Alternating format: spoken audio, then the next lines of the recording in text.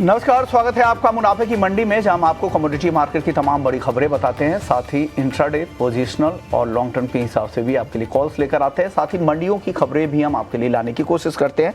सबसे पहले आपको अपने मेहमानों के बारे में बता दें। रवि देवरा हैं हमारे साथ कुबर्जी ग्रुप से, मानव मोदी हैं मोतीलाल ओसवाल से और कुणाल शाह हैं निर्मल बंग से। आप तीनों मेहमानों का बहुत बहुत शुक्रिया। शुरुआत गोल्ड से कर लेते हैं, क्योंकि यहाँ पर आज अच्छी तेजी दिख रही है। एमसीएक्स पर देखिए रिकॉर्ड के बेहद करीब जा चुका है, 66,600 के आसपास, और कॉमेक्स पर भी रिकॉर्ड के पास ही है। $2,200 के ऊपर कॉमेक्स गोल्ड भी बना हुआ है।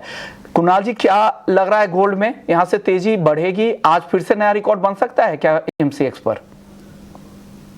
जी हाँ, प्रोबेबिलिटी बहुत हाई है। आज आई थिंक यूएस का जीडीपी डेटा है, 3.2% एक्सपेक्टेड था प्रीवियसली। कोई भी रीडिंग 3.2 से नीचे आता है तो और भी थोड़ा आपको इजाफा देखने मिल सकता है। ये सब लेवल्स ऑल टाइम हाई के आसपास, वॉलेटिलिटी बहुत हाई रहेगी, सो स्ट्रिक्ट स्टॉप लॉस के साथ ट्रेड कीजिए।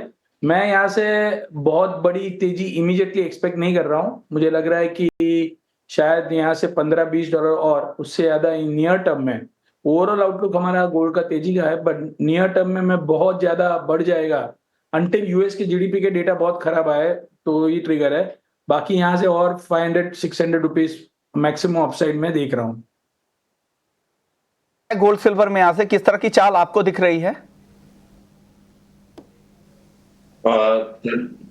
जरूर से गोल्ड में मुझे लग रहा है कि थोड़ा प्राइसेस में अपसाइड ड्यू है। एंड जैसे कुणाल से बात कर रहे थे, आई थिंक आज से इवनिंग वाले जो डेटा है वो काफी इंपॉर्टेंट है।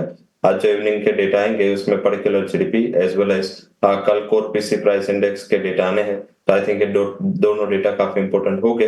हालांकि आज के दिन में बाय एंड डिप्स का स्ट्रेटेजी रखे, 66,300 के करीब गोल्ड आता है, वहां पे बाय करें 66,120 के स्टॉप लॉस के साथ। अपर साइड पहला टारगेट 66,800 का रहेगा। अगर ये ब्रेक होता है तो 67,000 तक के लेवल एक्शन हो सकते हैं। आई थिंक 67 एक बेटर लेवल होगा जहां पे आप मुनाफा वसूली करें। सेकंड, मुझे लग रहा है कि डॉलर इंडेक्स का शायद आपको सपोर्ट आता हुआ दिख सकता है। इसका बेसिक रीजन है क्योंकि येन है वो 1990 के बाद के लोवेस्ट लेवल पे पहुंचा है, तो थोड़ी अगर येन में रिकवरी आई तो डॉलर इंडेक्स में इसका थोड़ा प्रभाव नेगेटिव होगा, जिसका एक सपोर्ट है गोल्ड को एक सेंटिमेंट के तौर पे मिल सकता है। सिल्वर की बातचीत कर रहे थे मानव, आप फटाफट से छोटा एक जवाब गोल्ड सिल्वर पर आप अपनी राय दें। क्या करना चाहिए यहां से गोल्ड सिल्वर में?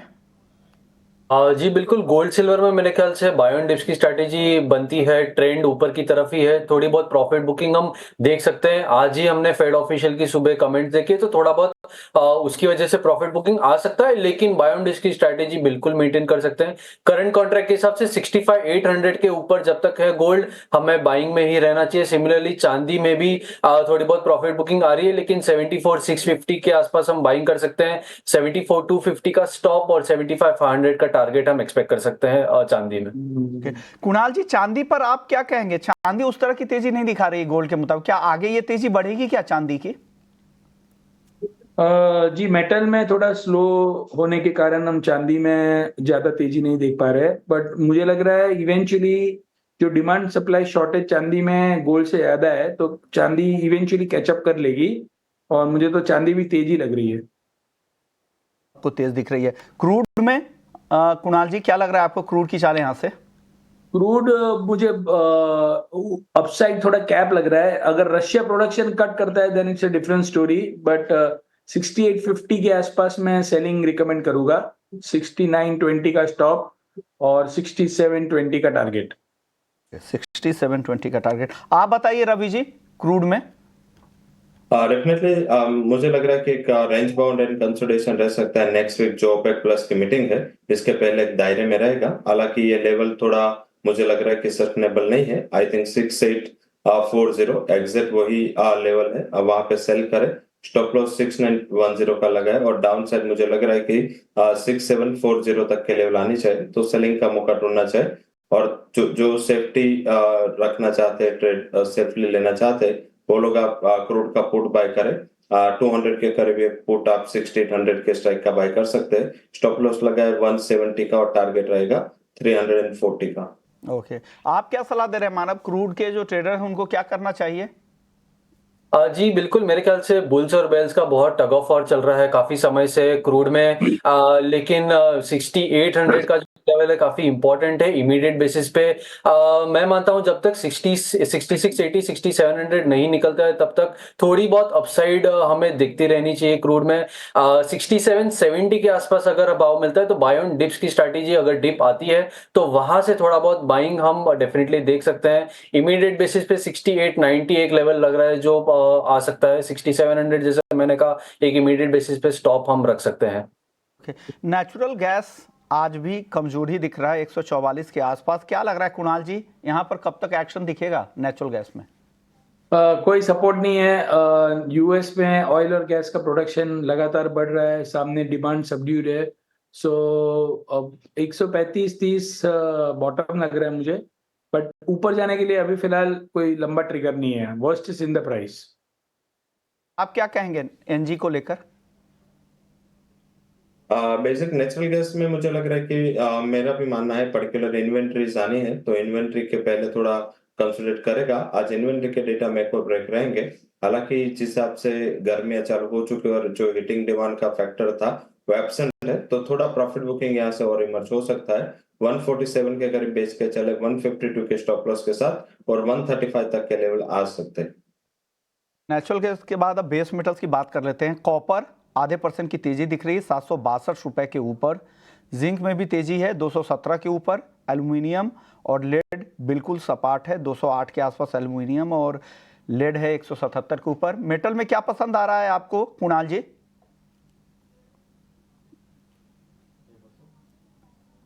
कुणाल जी, बेस मेटल्स में आपकी टॉपिक क्या है?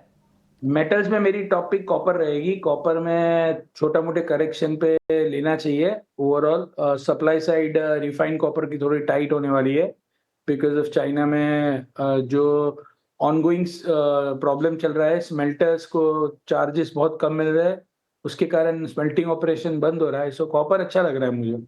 कॉपर आपको यहाँ पर अच्छा दिख रहा है। रवि जी, आपको क्या पसंद है मेटल्स में? मैंने भी कॉपर में ही टॉपिक दिए आज। मुझे भी लग रहा है कि कॉपर काफी स्टेबल है और नीचे 755 के नीचे क्लोज नहीं दे रहा है एंड 54 के करीब सपोर्ट भी काफी अच्छा है। तो मुझे लग रहा है 754 के स्टॉप लॉस के साथ कॉपर में बाय करें। 760 के करीब 774 तक के लेवल दिखने चाहिए। ओके, 774 के टारगेट दिख सकते हैं कॉपर में। दोनों एक्सपर्ट्स कॉपर पर दाव लगाने की सलाह दे रहे हैं। आप बताइए मानव, आपको क्या पसंद है पूरे ही बेस मेटल्स काउंटर्स में? मेरे ख्याल से डेफिनेटली डॉलर इंडेक्स का जो ऊपर जाना है और प्लस सप्लाई साइड कंसर्न्स है, मेरे ख्याल से वो ज्यादा एक बेटर फैक्टर है जो सपोर्ट कर रहे हैं कॉपर में।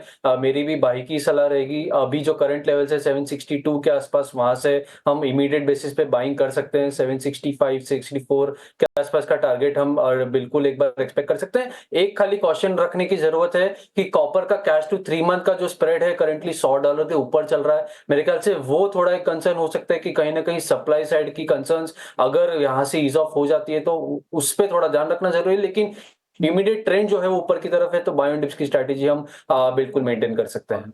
ओके, चलिए बेस मेटल्स के बाद अब बात कर लेते हैं एग्री मार्केट की, जहां हल्दी आज कमजोर दिख रही है 17,100 के आसपास, करीब 2% नीचे है। जीरा और धनिया में आधे से 1% की गिरावट है 7,620 पर। धनिया अप्रैल वायदा और जीरा अप्रैल वायदा है 23,650 पे। रवि जी, क्या व्यू है आपका धनिया, जीरा और हल्दी तीनों ही काउंटर पर? कल के अच्छी तेजी के बाद जीरा में थोड़ा सा प्रॉफिट बुकिंग है। हालांकि मार्च एंड है तो इस हिसाब से मुझे लग रहा है कि जो फिजिकल मार्केट से बाइंग का सपोर्ट मिलना चाहिए शायद वो नहीं मिल रहा है। एंड पर्टिकुलर धनिया में तो जो गोंडल मंडी में इंसिडेंट हुआ है वो थोड़ा नेगेटिव है प्राइसेस के सेंटिमेंट के लिए। आई थिंक नेक्स्ट वीक में वो क्लियर होगा। फिर से गोंडल में अराइवल्स एंड उसके डेटा स्टार्ट हो गए, इसके बाद उसका पिक्चर क्लियर होगा। हालांकि फंडामेंटल्स में वो डिस्काउंट हो चुका है। मुझे लग रहा है कि अगले सप्ताह के लिए आप टर्मरिक बाय करें, वहां पे कॉन्फिडेंस ज्यादा आ रहा है। 17,100 के करीब टर्मरिक में बाइंग का पोजीशन लेना चाहिए। नेक्स्ट वीक के लिए रुके नेक्स्ट ट्रेडिंग सेशन तक 17,800 के टारगेट के लिए 16,800 के स्टॉप लॉस के साथ 2 ट्रेडिंग सेशन के लिए टर्मरिक में बाय करना।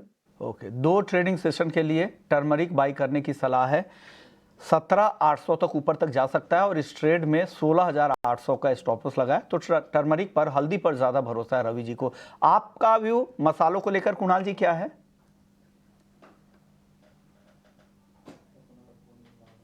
कुणाल जी, सिमिलर व्यू है मेरा। मुझे लग रहा है कि टर्मरिक ठीक रहना चाहिए। जीरा और हल्दी में करेक्शन कंटिन्यू रहेगा और टर्मरिक में कोई ज्यादा मंदी नजर नहीं आ रही है।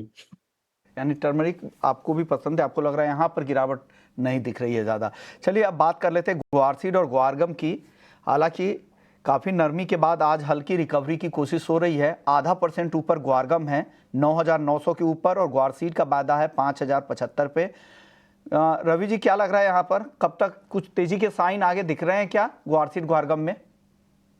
मीन्स के फंडामेंटल वाइज तो काफी साइन है, हालांकि मीन्स के मोमेंट आ नहीं रहा, पर्टिकुलर वहां पे कॉन्फिडेंस नहीं आ रहा, डिमांड काफी कमजोर है। डिमांड सबड्यूड होने की वजह से मुझे लग रहा है कि प्राइसेस में बहुत बड़ी तेजी नहीं उम्मीद करनी चाहिए। हालांकि बॉटम पे है तो एक शॉर्ट कवरिंग के लिए ट्रेड ले सकते हैं। गुआरगम मुझे लग रहा है काफी इंपॉर्टेंट सपोर्ट 7800 के करीब ट्रेड कर रहा है। आई थिंक यहाँ पे आप बाय का मौका ढूंढे, स्टॉप लॉस लगा 9700, और 2 से 3 ट्रेडिंग सेशन तक आप पोजीशन रुक सकते हैं। 10,300 तक के लेवल आ सकते हैं। बहुत बड़ी तेजी नहीं है, बट यस यहाँ से 500 से 600 पॉइंट की तेजी आ सकती है, वहां पे मुनाफा वसूली कर। ओके, 500 से 600 रुपए की तेजी ग्वारगम में आ सकती है, रवि जी को लग रहा है। ग्वार पर आपका नजरिया क्या है, आप क्या कहेंगे ग्वार पर, कुणाल जी?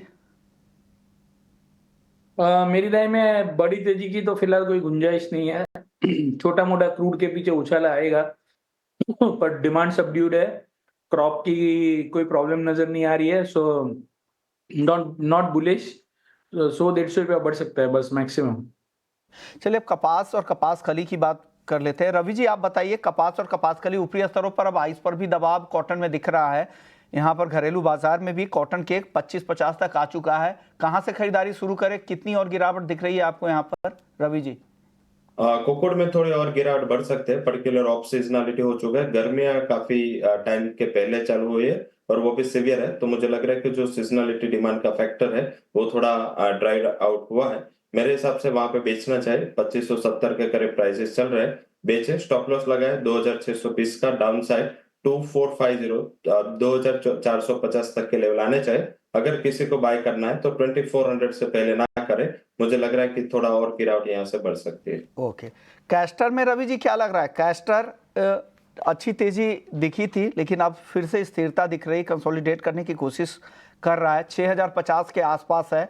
यहाँ से कितनी तेजी आपको दिख रही है कैस्टर में? और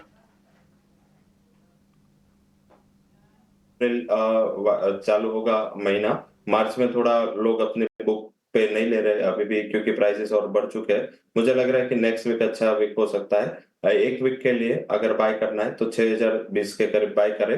फंडामेंटल साउंड है, एंड कैस्टर ऑयल का वायदा भी 1200 के ऊपर ट्रेड कर रहा है, तो वो भी एक काफी पॉजिटिव साइन है। 5950 का स्टॉप लॉस लगा है, 6200 तक के लेवल आप एक सप्ताह में देख सकते हैं। ओके, चलिए एक और कमोडिटी है कोकोआ, जिसके दाम रिकॉर्ड ऊंचाई पर है, और भारत में भी कोको के दाम 3 गुना तक बढ़ गए हैं। कोको फ्यूचर्स न्यूयॉर्क में $9,900 प्रति टन की रिकॉर्ड ऊंचाई तक पहुंच गया दाम। हफ्ते भर में 18% और महीने भर में 55% तक की तेजी यहां पर आ चुकी है, और एक साल में कोको के दाम 240% तक बढ़े हैं। खबर यही है कि पश्चिमी अफ्रीका में सप्लाई घटी है। आइवरी कोस्ट जो एक बड़ा उत्पादक है, वहाँ पर जो मिड टर्म जो क्रॉप आती है वहाँ पर 33% कम उत्पादन का अनुमान है। पहले 6 लाख टन उत्पादन का अनुमान था, जो घटकर 4 लाख टन ही रहने की संभावना है। वहीं घाना में भी उत्पादन 8.5 लाख टन से घटकर 6.5 लाख टन रहने की संभावना जताई गई है, और ग्लोबल कोको डेफिसिट भी बढ़ने की संभावना है। और इसके पीछे सबसे बड़ी वजह है, जिस तरह से दिसंबर में बारिश हुई थी, एल नीनो की वजह से वहाँ पर बारिश होती है उन इलाकों में, भारत जैसे देश में जहाँ सूखे की स्थिति एल नीनो से होती है, वहाँ पर भारी बारिश हुई थी, उससे फसलों को नुकसान हुआ, और ब्लैक पॉड रोग की समस्या भी देखने को मिली, और जो पुराने जो एजिंग प्लांट्स है उससे उनकी यील्ड भी कम हुई है। ये सारी दिक्कतें हैं जिससे कोको के दाम कई गुना बढ़ गया और लगातार नया रिकॉर्ड बनाता जा रहा है। और इससे दिक्कतें ये हो रही है, यहाँ जो कोको प्रोडक्ट्स इस्तेमाल करने वाली कंपनियां हैं, जो चॉकलेट्स में, आइसक्रीम में, कुकीज़ जैसे प्रोडक्ट्स में इस्तेमाल करती है, उनके दाम बढ़ने शुरू हो चुके हैं, और अगले 1 से 2 महीने में जो एक्सपर्ट्स हैं उनका कहना है कि ये दाम 10 से 15% तक बढ़ सकते हैं। कुणाल जी आप ट्रैक करते हैं क्या कोको? जी नहीं, कोकोड का कोई व्यू नहीं है मेरा। ओके, आप क्या कहेंगे रवि जी?